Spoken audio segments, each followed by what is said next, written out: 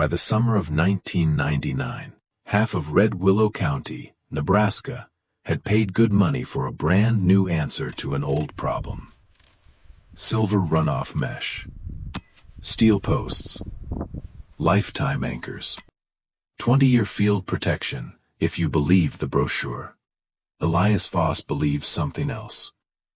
While his neighbors were unrolling bright, metallic netting across the draws and sidehills above Willow Creek, Elias was down in the mud with a planting bar, setting in willow whips no thicker than his thumb. People slowed their trucks to stare. One of them laughed. Another asked him if he expected a row of sticks to stop spring water. Elias said, "Not much." Then he kept planting. 3 days in June, 5 years later, the county got the kind of rain that rearranges a man's opinion for him. And when it was over, the expensive mesh was gone from half those slopes. Elias's trees were still there. The story started in March of 1994, on a windy Friday outside Haskins Farm Supply in Indianola. Curtis Harlan from Plains Guard Soil Systems had driven in from Kearney with a demo trailer and a stack of order forms clipped to a plywood board. He set up 2 folding sawhorses in the parking lot, stretched a sample of the silver mesh between them, and spent the morning telling every farmer who stopped for salt blocks or diesel additive that old-style runoff control was finished. The pitch was clean, galvanized erosion mesh, anchored with deep-set steel T-posts. No rot, no weaving, no waiting on growth. Install 100 feet before lunch. Keep your sidehill where it belongs. Men crowded around because the problem was real.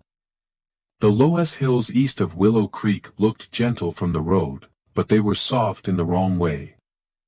After a wet spring, the draws turned slick, the thin top layer let go, and water cut new channels where there had been none the week before. Every man in that part of the county had watched good soil move downhill one hard season at a time. So when Curtis said the future had finally shown up in a silver roll, people listened. By the end of that week, he had sold mesh to 10 farms along the creek benches and the south rises above Medicine Draw. Some put it across runoff lanes, some ran it along the lower shoulder of their fields. Some used it exactly where water always started to gather speed. It looked smart. It looked engineered. It looked finished. Elias Voss watched most of it from the seat of his old Ford grain truck. He was 63 that spring, narrow in the shoulders, ropey through the arms, with a face the wind had worked on for 4 decades. He farmed 240 acres of corn, alfalfa, and winter wheat on land his family had worked since 1918.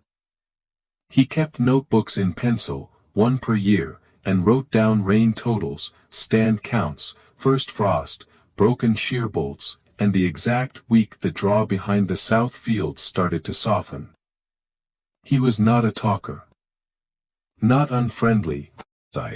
At church he sat with his wife Ruth 3 rows from the back. At the co-op he answered what was asked and left. His neighbors respected him in the plain rural way people respect a man who never needed rescuing and never tried to entertain anybody. Elias did not buy Curtis Harlan's mesh. Instead, he drove to the county conservation nursery outside McCook and came back with bundles of sandbar willow, red osier dogwood, and narrow-leaf cottonwood cuttings tied with wet twine in the bed of his truck. The receipt, folded into his shirt pocket, came to $11.80. The rest he cut himself from an old shelter belt behind his machine shed, a ragged line his father had planted after the drought years, when the county learned the hard way what bare ground and moving weather could do together. For 2 cold afternoons, and most of a Saturday, Elias worked the draw edge below his south field. He planted in a staggered double row, 18 inches off-center, following the slight curve where the slope broke and the ground held moisture longest. He set the willow deepest. Dogwood with a bank wanted to fray. Cottonwood on the wider shoulder, where the roots would have room to run. Anyone looking at it honestly would have called it unimpressive. A muddy line of switches and whips, barely knee-high, nothing you could lean on, nothing you could sell. Ronnie Becker drove past in his pickup the second afternoon and rolled down the window. "Elias," he said, "what are you making there?" "A living wall," Elias said. Ronnie looked over the truck door at the little cuttings and barked a laugh. "That thing won't stop a rabbit." Elias pressed a heel of mud around a willow whip. "Not this year," he said. That answer traveled faster than anything Elias had actually built. By planting season, people were repeating it at Haskins, at the elevator, out by the tanks after church. Old Voss is making himself a living wall. Old Voss is growing fence out of brush. Old Voss thinks roots are better than steel. Curtis Harlan heard the story before he left the county. He told it twice more on the sales route as a joke about what happens when a careful man gets too much time alone with his own opinions. And to be fair, in the spring of 1994, the joke worked, because the silver mesh looked like progress, and Elias's planting looked like delay. But Elias wasn't guessing. He had spent the previous 3 wet springs walking that draw after storms and watching where the water changed character, not where it ran, where it gathered force. There was a difference. He had seen runoff spread thin across standing stubble, then strike a smooth open lane and start cutting. He had seen a post hold fast in April and turn loose in May, because the soil around it was no longer soil in any stable sense, just saturated weight. And he had seen something else. Sheen Shed, the old shelter belt his father planted in the 1930s, had done quiet work for 60 years. Snow caught there, moisture held there. The soil beneath it stayed darker, looser, deeper. When spring water moved toward that root line, it did not hit a barrier and pile up.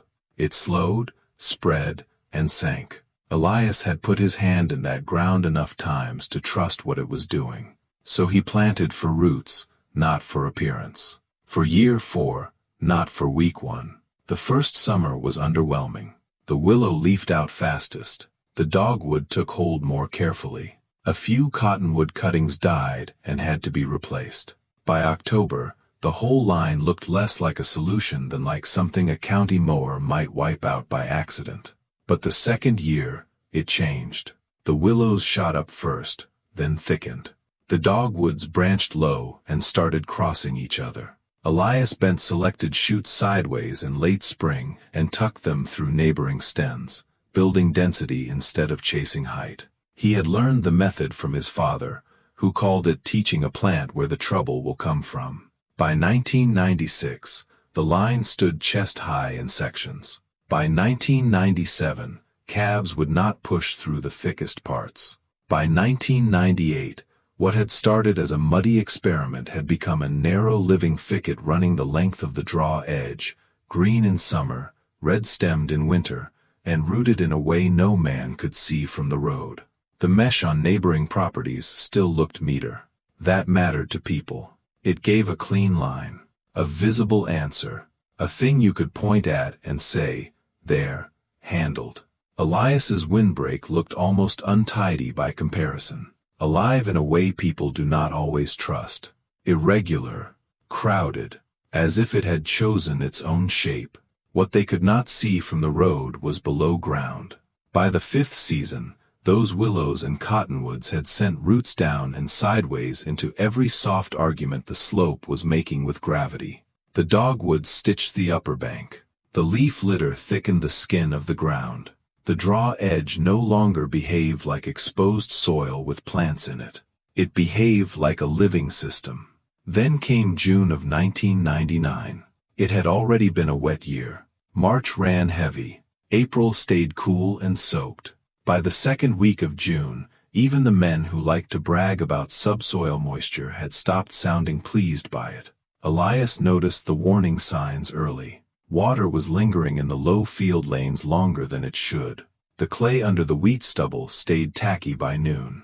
The creek had that swollen brown patience to it, the look of water with nowhere left to go. He wrote the observations in his notebook and said nothing. The storm began on a Wednesday night without much ceremony. No tornado sirens, no dramatic radio language, just a stalled line of thunderstorms that kept rebuilding over the same stretch of county. Rain all night, then, all Thursday morning. Then a heavier round after dark. By Friday, ditches were running full. By Friday evening, the benches above Willow Creek were shedding water in broad, dirty sheets. Stalk trash, tumbleweed, and broken corn residue began moving with it. Men stood at kitchen windows and watched their slopes the way men watch a sick animal when they already know the vet cannot get there in time. Ronnie Becker went out before daylight Saturday with a flashlight and found water pressing against his mesh in 3 separate places. Not because the posts had failed. Because the mesh was doing exactly what it was built to do. It was stopping things. Corn stalks, weed mats, twigs, trash from the upper field. All of it caught in the silver grid and turned sections of that slope into little temporary dams. Water that should have spread thin across the shoulder was forced into narrower exits. The pressure built at the low corners and post gaps. And once water finds a point to attack, it keeps working there until the ground becomes an invitation. By 7:30, the first Becker section pulled loose. Not delicately, not gradually. A steel post leaned, the lower soil liquefied, and 12 feet of mesh folded forward in a bright metallic curl and vanished downslope in brown water. The cut it left behind started widening immediately. On the doll place, 2 panels held while the earth under them scoured out. On the Jensen place, the mesh stayed upright, but redirected so much water into one narrow draw that it opened a trench deep enough to swallow a front tire.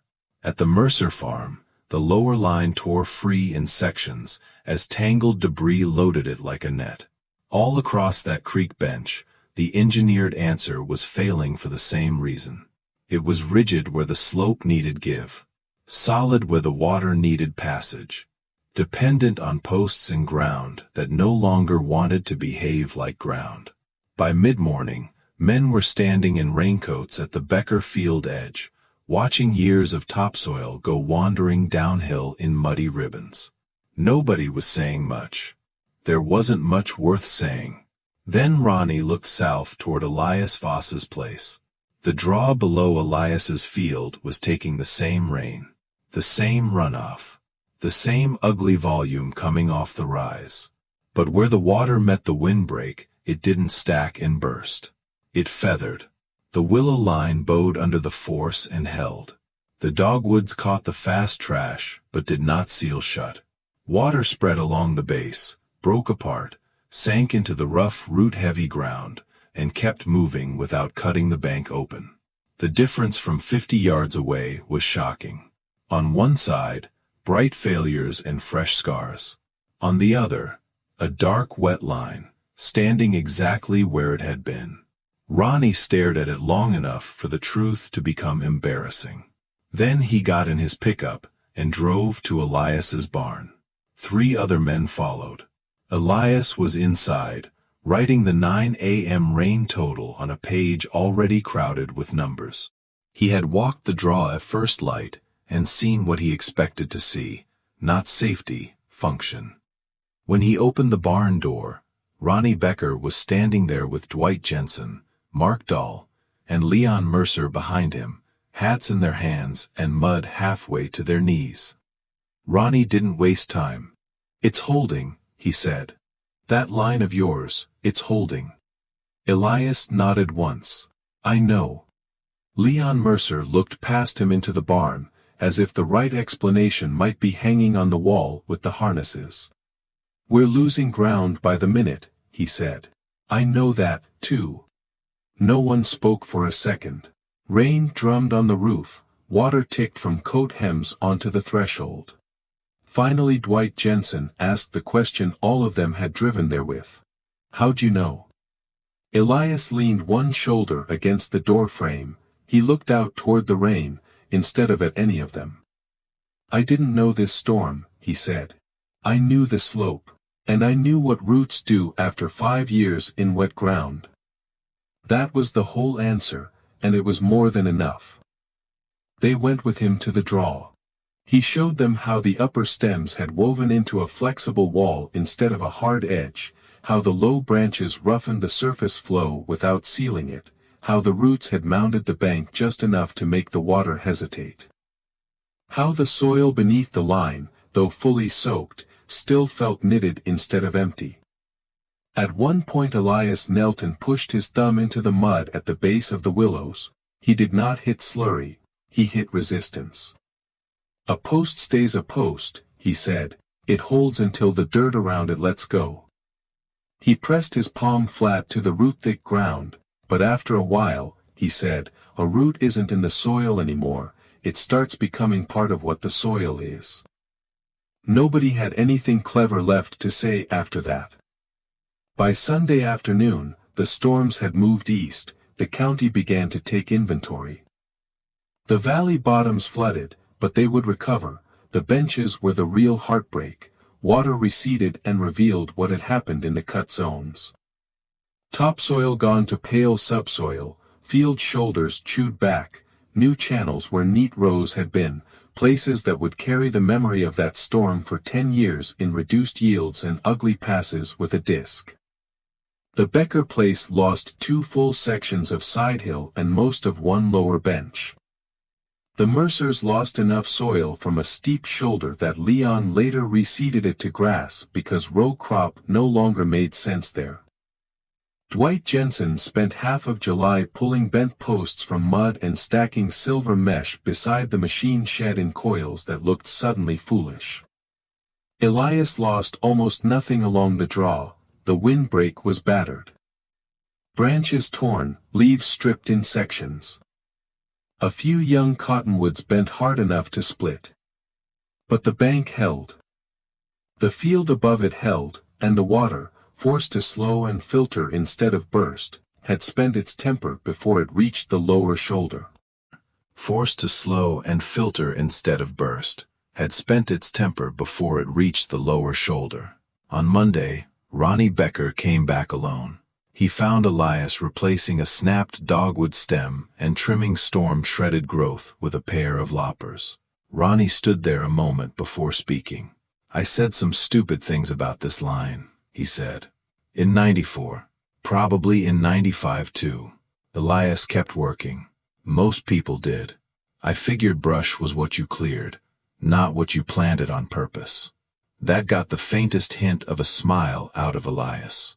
Ronnie looked down the length of the windbreak, then across toward the raw place on his own slope where the rain had opened it up like a wound.